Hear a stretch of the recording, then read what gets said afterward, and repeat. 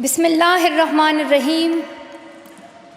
In the name of God, the most merciful, the most beneficent. Your Majesties, Your Royal Highnesses, distinguished members of the Norwegian Nobel Committee, dear sisters and brothers. Today is a day of great happiness for me. I'm humbled that the Nobel Committee has selected me for this precious award. Thank you to everyone for your continued support and love. Thank you for the letters and cards that I still receive from all around the world. Your kind and encouraging words strengthens and inspires me.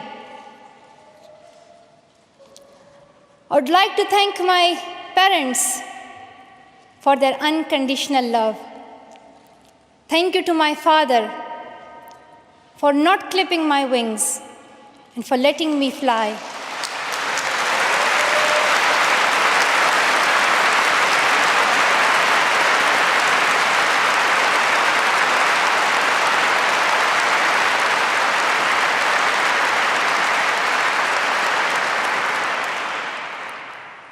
Thank you to my mother for inspiring me to be patient and to always speak the truth, which we strongly believe is the true message of Islam. And also, thank you to all my wonderful teachers who inspired me to believe in myself and be brave. I'm proud. Well, in fact, I'm very proud to be the first Pashtun, the first Pakistani, and the youngest person to receive this award.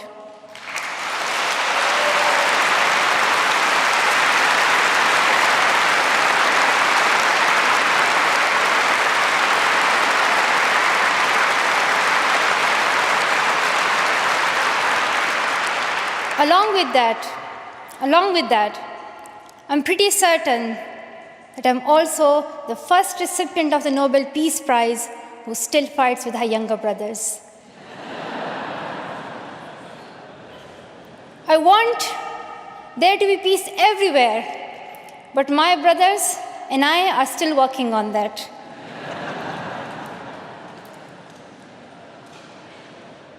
I'm also honored to receive this award together with Kailash Satyarthi, who has been a champion for children's rights for a long time, twice as long, in fact, than I have been alive.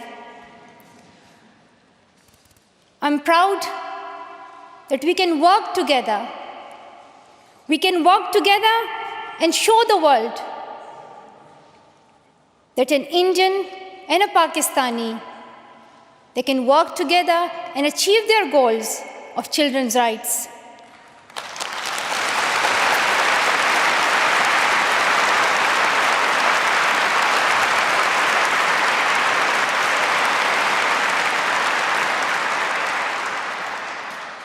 Dear brothers and sisters, I was named after the inspirational Malala of Maiwand, who is the Pashtun Joan of Arc. The word Malala means grief-stricken, sad.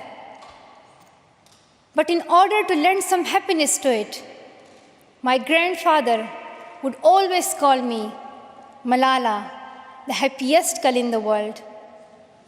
And today, I'm very happy that we are together fighting for an important cause.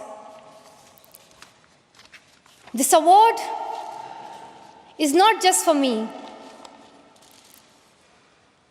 It is for those forgotten children who want education.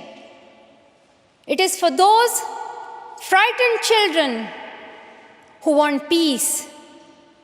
It is for those voiceless children who want change. I'm here to stand up for their rights, to raise their voice, It is not time to pity them. It is not time to pity them. It is time to take action. So it becomes the last time. The last time. So it becomes the last time that we see a child deprived of education.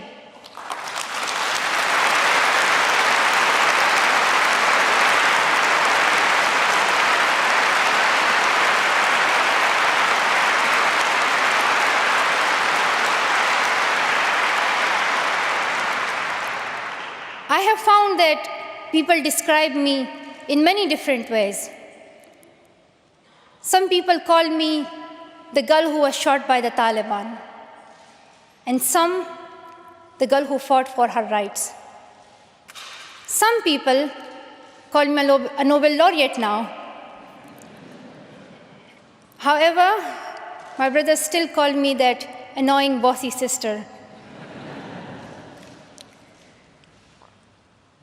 As far as I know, I'm just a committed and even stubborn person who wants to see every child getting quality education, who wants to see women having equal rights, and who wants peace in every corner of the world.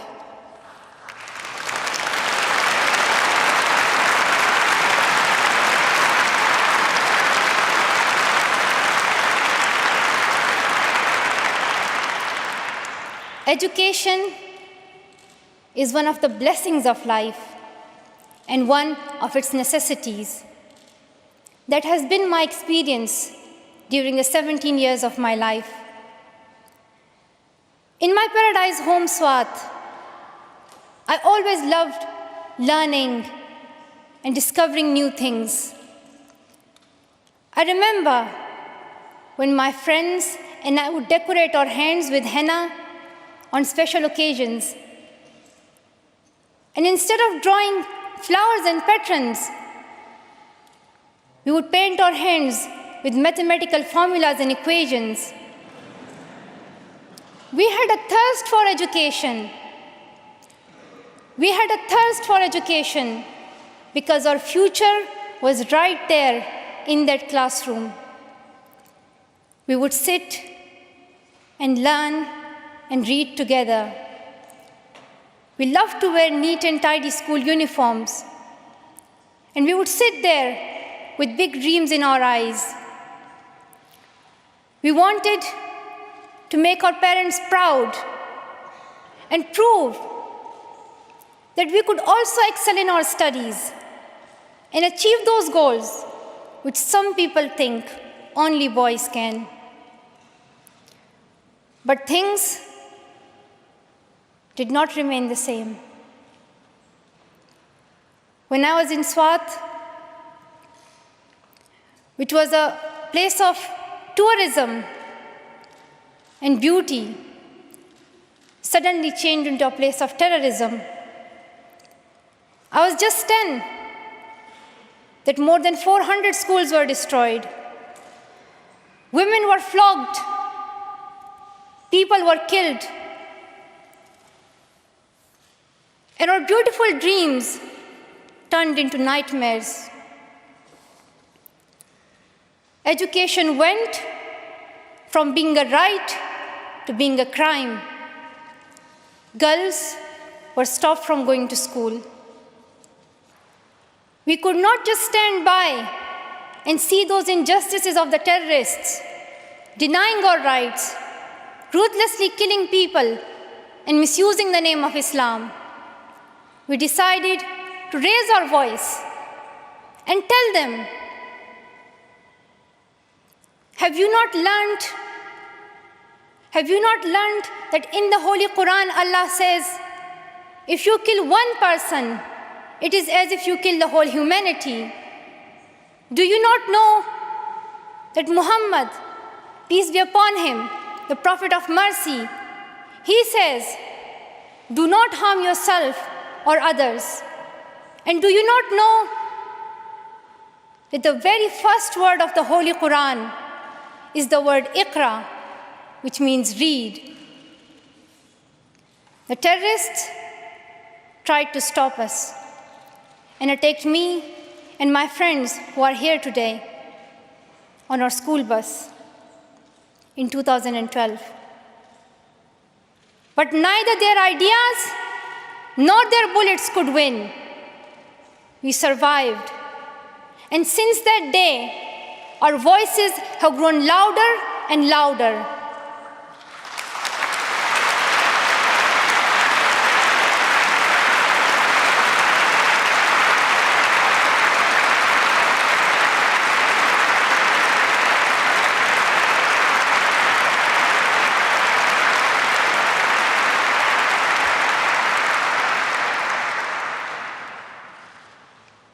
I tell my story not because it is unique, but because it is not. It is the story of many girls. Today, I tell their stories too. I have brought with me some of my sisters from Pakistan, from Nigeria, and from Syria who share this story. My brave sisters, Shazia and Kainat, who were also shot that day on our school bus. But they have not stopped learning. And my brave sister, Kainat Somro, who went through severe abuse and extreme violence. Even her brother was killed, but she did not succumb. Also, my sisters here, whom I have met during my Malala Fund campaign. My 16-year-old courageous sister, Mozoon, from Syria, who now lives in Jordan as a refugee. And she goes from tent to tent, encouraging girls and boys to learn. And my sister, Amina, from the north of Nigeria, where Boko Haram threatens and stops girls and even kidnaps girls just for wanting to go to school. Though I appear as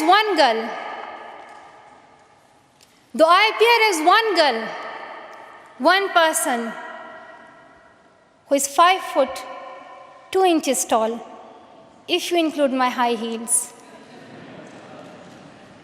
it means I'm 5 foot only. I am not a lone voice.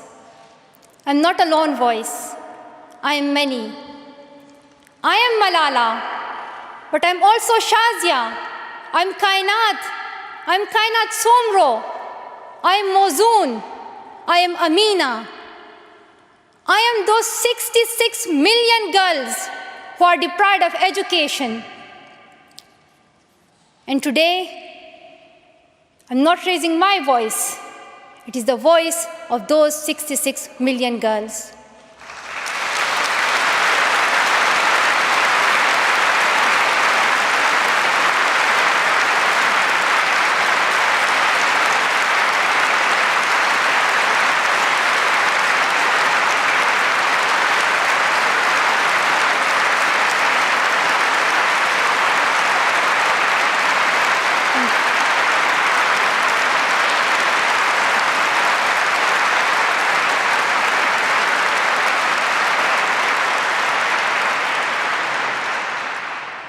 Sometimes people like to ask me, why should girls go to school?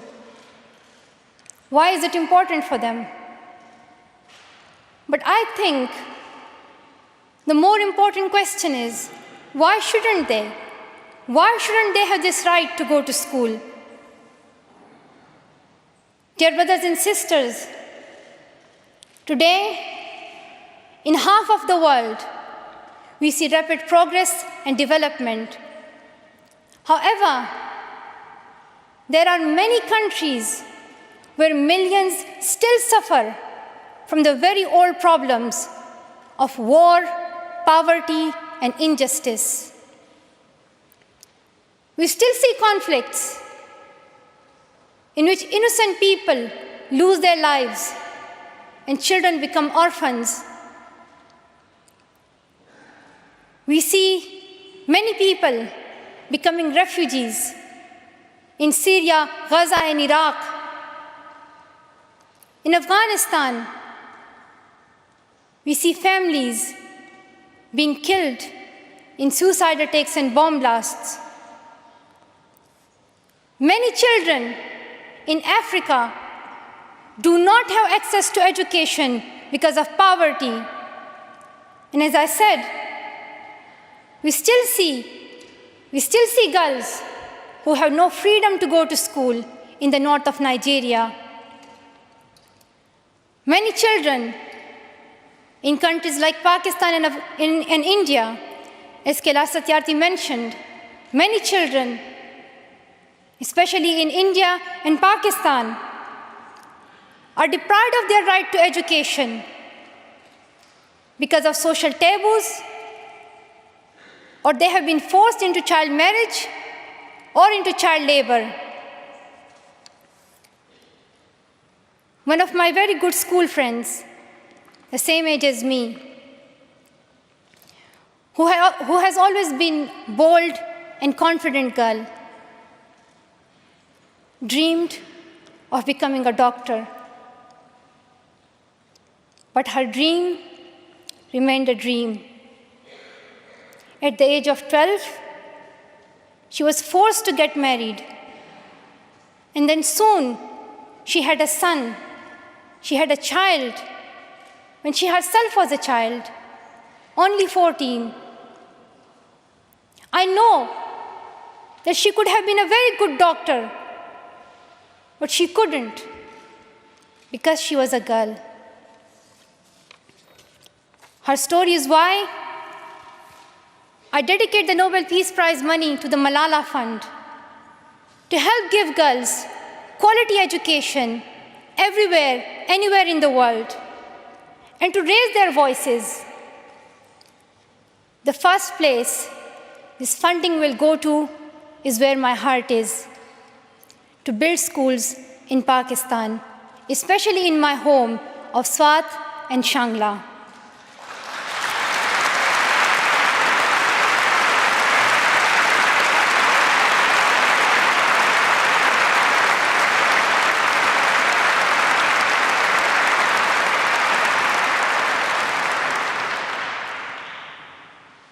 In my own village, there is still no secondary school for girls.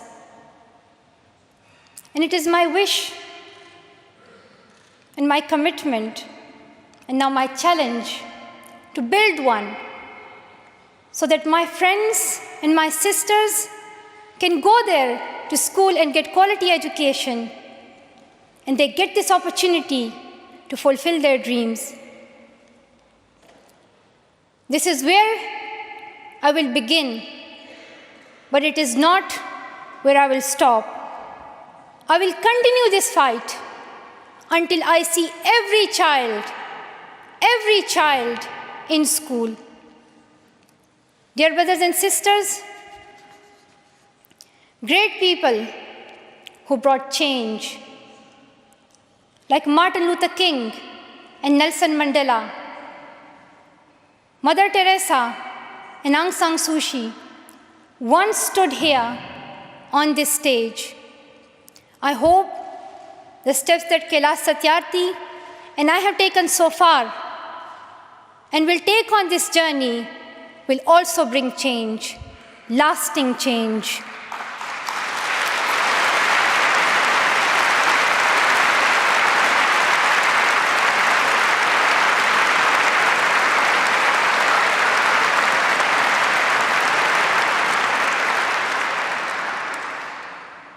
My great hope is that this will be the last time. This will be the last time we must fight for education. Let's solve this once and for all. We have already taken many steps. Now it is time to take a leap. It is not time to tell the world leaders to realize how important education is. They already know it. Their own children are in good schools. Now it is time to call them to take action for the rest of the world's children. We ask the world leaders to unite and make education their top priority. 15 years ago, the world leaders decided on a set of global goals, the Millennium Development Goals. In the years that have followed, we have seen some progress. The number of children out of school has been halved, as Kailash Satyarthi said. However, the world focused only on primary education, and progress did not reach everyone. In year 2015, representatives from all around the world will meet in the United Nations to set the next set of goals, the Sustainable Development Goals. This will set the world's ambition for the next generations. The world can no longer accept that basic education is enough. Why do leaders accept that for children in developing countries, only basic literacy is sufficient when their own children do homework in algebra, mathematics, science, and physics? Leaders must seize this opportunity to guarantee a free, quality, primary and secondary education for every child.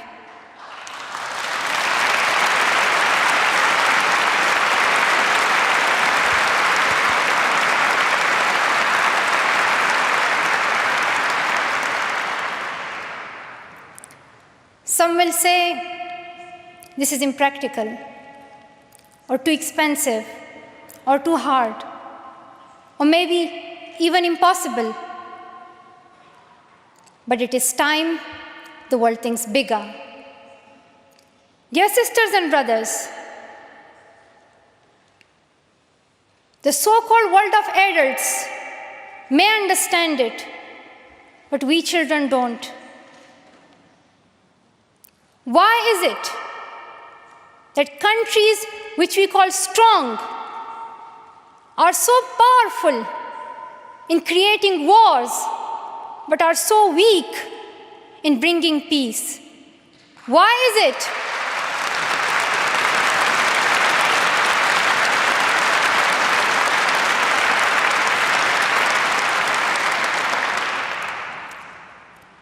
Why is it that giving guns is so easy, but giving books is so hard? Why is it? Why is it that making tanks is so easy, but building schools is so hard? We are living in the modern age, and we believe that nothing is impossible. We have reached the moon 45 years ago, and maybe we'll soon land on Mars. Then, in this 21st century, we must be able to give every child quality education. Dear sisters and brothers, dear fellow children, we must work, not wait. Not just the politicians and the world leaders. We all need to contribute. Me, you, we. It is our duty. Let us become the first generation to decide to be the last. Let us become the first generation that decides to be the last, that sees empty classrooms, lost childhoods, and wasted potentials. Let this be the last time that a girl or a boy spends their childhood in a factory. Let this be the last time that a girl is forced into early child marriage.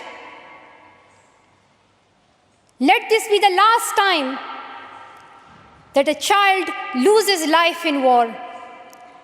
Let this be the last time that we see a child out of school. Let this end with us. Let's begin this ending together, today, right here, right now. Let's begin this ending now. Thank you so much. Thank you.